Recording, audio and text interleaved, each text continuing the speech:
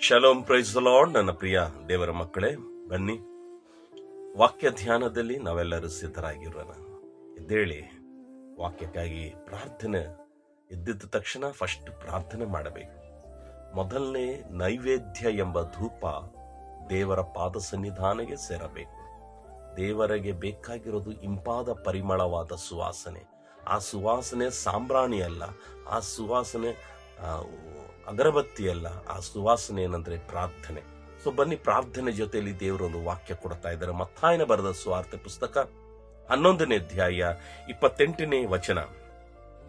ಕಷ್ಟಪಡುವವರೇ ಮತ್ತು ಭಾರ ಹೊತ್ತವರೇ, ನೀವೆಲ್ಲರೂ ನನ್ನ ಬಳಿಗೆ ಬನ್ನಿರಿ, ನಾನು ನಿಮಗೆ ವಿಶ್ರಾಂತಿಯನ್ನು ಕೊಡುವೆನು. Come unto me all ye that labour and are heavy laden, I will give you rest. Amen. ದೇವರು ವಿಶ್ರಾಂತಿ ಕೊಡೋ ದೇವರಾಗಿದ್ದಾರೆ. ಆಮೆನ್. ನಮ್ಮ ಜೀವನದಲ್ಲಿ ಇಲ್ಲದಿರುವ ವಿಷಯ ಅದೊಂದೇ. ಈ ಪ್ರಪಂಚದಲ್ಲಿ ಬಾಳುತ್ತಿರುವ ಪ್ರತಿಯೊಬ್ಬ ಮನುಷ್ಯನ ಜೀವನದಲ್ಲಿ ವಿಶ್ರಾಂತಿಯನ್ನು ಕಳ್ಕೊಂಡಿದ್ದಾರೆ, ನೆಮ್ಮದಿಯನ್ನು ಕಳ್ಕೊಂಡಿದ್ದಾರೆ, ಸಮಾಧಾನವನ್ನು ಕಳ್ಕೊಂಡಿದ್ದಾರೆ. ಬೆಳಿಗ್ಗೆ ಎದ್ದಿದ ತಕ್ಷಣ ರಾತ್ರಿ ಮಲಗೋ ತನಕ ಅವರ ಜೀವನದಲ್ಲಿ ಗೊಂದಲ. Either it is in office ಆಗಲಿ, ವಿದ್ಯಾವಂತರಾಗಲಿ, ಸಣ್ಣ ಪುಟ್ಟ ಕೆಲಸವಾಗಲಿ, ಬಿಸ್ನೆಸ್ ಆಗಲಿ, ಯಾವುದರಲ್ಲೂ ಕೂಡ ವಿಶ್ರಾಂತಿ ಇಲ್ಲ, ಸಮಾಧಾನವಿಲ್ಲ. ಇಲ್ಲೇ ಕಷ್ಟಪಡೋರೆ, ಹೊರೆ ಹೊತ್ತವರೇ, ನೀವೆಲ್ಲರೂ ನನ್ನ ಬಳಿಗೆ ಬನ್ನಿರಿ. ನೀವು ಬನ್ನಿರಿ ಅಂತ ಹೇಳಲಿಲ್ಲ ನೋಡಿ. ಮತ್ತೆ ವಾಕ್ಯ ಒಂದ್ಸಲ ನೀವು ನೋಡಿಕೊಳ್ಳಿ. ನೀವೆಲ್ಲರೂ ನನ್ನ ಬಳಿಗೆ ಬನ್ನಿರಿ. ನೀವೆಲ್ಲರೂ ಅಂದರೆ ಜಾತಿ, ಕುಲ, ಮತ, ಭೇದ ಭಾವವಲ್ಲ. ಇವರು ಕ್ರೈಸ್ತರು ಮಾತ್ರ ಬನ್ನಿ ಅಂತ ಹೇಳುತ್ತಾ ಇಲ್ಲ. ನೀವೆಲ್ಲರೂ ಯಾವ ಸಮುದಾಯದವರಾಗಲಿ, ಯಾವ ಜಾತಿ ಆಗಲಿ, ಯಾವ ಜನಾಂಗದವರಾಗಲಿ, ಮನಗುಂದಿದವರೇ, ದುಃಖ ಪಡುತ್ತಿರೋವ್ರೆ, ವ್ಯಥೆ ಪಡ್ತಾ ಇರೋರು, ಅಸಮಾಧಾನದಲ್ಲಿರೋರೆ, ವ್ಯಾಧಿಗಸ್ತರೇ, ನೀವೆಲ್ಲರೂ ನನ್ನ ಬಳಿಗೆ ಬನ್ನಿರಿ, ನಾನು ನಿನಗೆ ವಿಶ್ರಾಂತಿನ ಕೊಡ್ತೀನಿ.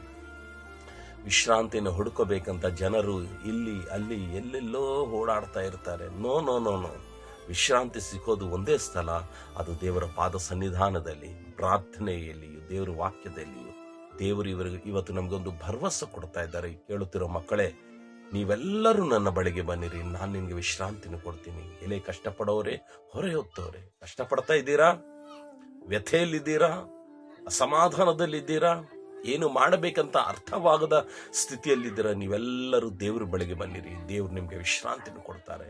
ಯಾವ ವಿಶ್ರಾಂತಿ? ಮನುಷ್ಯರು ಕೊಡಲಾರದಂತ ವಿಶ್ರಾಂತಿ, ದೈವಿಕ ವಿಶ್ರಾಂತಿಯಿಂದ ದೇವ್ರು ನಿಮ್ಮನ್ನು ಬಲಪಡಿಸೋದಕ್ಕೆ ಇಷ್ಟಪಡ್ತಾ ಇದ್ದಾರೆ. If you are trouble, come to God. He will give you, He will provide you a great rest. Amen. Hallelujah. ಆ ವಿಶ್ರಾಂತಿ ಲೋಕದಲ್ಲಿ ಎಲ್ಲಿ ಕೂಡ, ಯಾವ ಜಾಗದಲ್ಲಿ ಕೂಡ ಮಾರಾಟವಾಗದಂತ ವಿಶ್ರಾಂತಿ ದೇವರು ನಮಗೆ ಕೊಡ್ತಾರೆ. ಕನಗಳು ಮುಚ್ಚಿ ಆ ವಿಶ್ರಾಂತಿ ದಿನ ನಿಮ್ಮ ಮೇಲೆ ಧಾರಾಳವಾಗಿ ಬರಲಿ ಅಂತ ಒಬ್ಬ ಯಾಜಕನಾಗಿ ನಾನು ಪ್ರಾರ್ಥನೆ ಮಾಡ್ತೀನಿ. ಅಯ್ಯ, ಕಷ್ಟಪಡೋ ಜನರಯ್ಯ, ಅಯ್ಯ, ದುಃಖದಲ್ಲಿರೋ ಜನರಯ್ಯ, ವ್ಯಥೆ ಪಡ್ತಿರೋ ಜನರಯ್ಯ, ನೋವಿನಲ್ಲಿರೋ ಜನರಯ್ಯ, ವ್ಯಾಧಿಗ್ರಸ್ತರಾದ ಜನರಯ್ಯ, ಅವಮಾನಿಸಲ್ಪಟ್ಟಿರೋ ಜನರಯ್ಯ, ಎಲ್ಲರಿಂದ ತಲ್ಲಲ್ಪಟ್ಟಿರೋ ಜನರಯ್ಯ, ಇವ್ರಿಗೆ ನಿನ್ನ ಬಳಿಗೆ ಕಳಿಸಿದ್ದೀನಿ ಅಯ್ಯ. ಇವರೆಲ್ಲರೂ ಕೈ ಮುಗಿದು ನಿಮ್ಮ ಮುಂದೆ ತಲೆ ಬಾಗಿ ಅವ್ರನ್ನ ಒಪ್ಪಿಸಿಕೊಂಡಿದ್ದಾರಯ್ಯ. ಅವ್ರಿಗೆ ನಿನ್ನ ವಿಶ್ರಾಂತಿ ಬೇಕಯ್ಯ. ನಿನ್ನ ವಿಶ್ರಾಂತಿಯಿಂದ ಇವ್ರನ್ನ ಬಲಪಡಿಸು, ಗುಣಪಡಿಸು, ಸೌಖ್ಯಪಡಿಸು. ನಿನ್ನ ವಿಶ್ರಾಂತಿಯಿಂದ ಅವ್ರಿಗೆ ಒಳ್ಳೆ ನಿದ್ದೆಯನ್ನು ಕೊಡಯ್ಯ. ನಿನ್ನ ವಿಶ್ರಾಂತಿಯಿಂದ ಸ್ವಾಮಿ ಒಳ್ಳೆ ಆಹಾರವನ್ನು ಪಡ್ಕೊಳ್ಳೋದು ಸಹಾಯ ನೀಡಯ್ಯ. ಅವ್ರ ಕುಟುಂಬದಲ್ಲಿ ನಿನ್ನ ವಿಶ್ರಾಂತಿ ಇರಲಿ, ಅವ್ರ ಜೀವನದಲ್ಲಿ ನೀವು ವಿಶ್ರಾಂತಿ ಇರಲಿ, ಅವರ ವೈಯಕ್ತಿಕ ಜೀವನದಲ್ಲಿ ವಿಶ್ರಾಂತಿ ಇರಲಿ. ವಿಶ್ರಾಂತಿಯಿಂದ ಇವ್ರನ್ನ ತುಂಬಿಸು, ಬಲಪಡಿಸು. ಈಶ್ವರ ನಾಮದಲ್ಲಿ ಪ್ರಾರ್ಥನೆ ಬೇಡಿ ಹೊಂದಿದ್ದೇನೆ. ಆಮೆನ್. ನನ್ನ ಪ್ರಿಯ ದೇವ್ರ ಮಕ್ಕಳ, ದೇವರ ವಿಶ್ರಾಂತಿ ನಿಮಗಾಗಿ ಧಾರಾಳವಾಗಿ ತಲುಪಿಸುತ್ತಾ ಇದ್ದಾರೆ. ನೀವೇನು ಮಾಡಬೇಕು? ದೇವ್ರ ಮೇಲೆ ಆಧಾರ ಪಡ್ರಿ, ದೇವ್ರನ್ನ ಕೈ ಮುಗಿದು ಕೇಳಿಕೊಳ್ಳಿರಿ.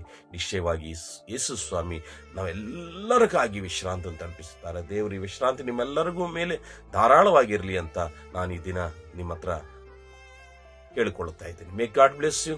Price the lord.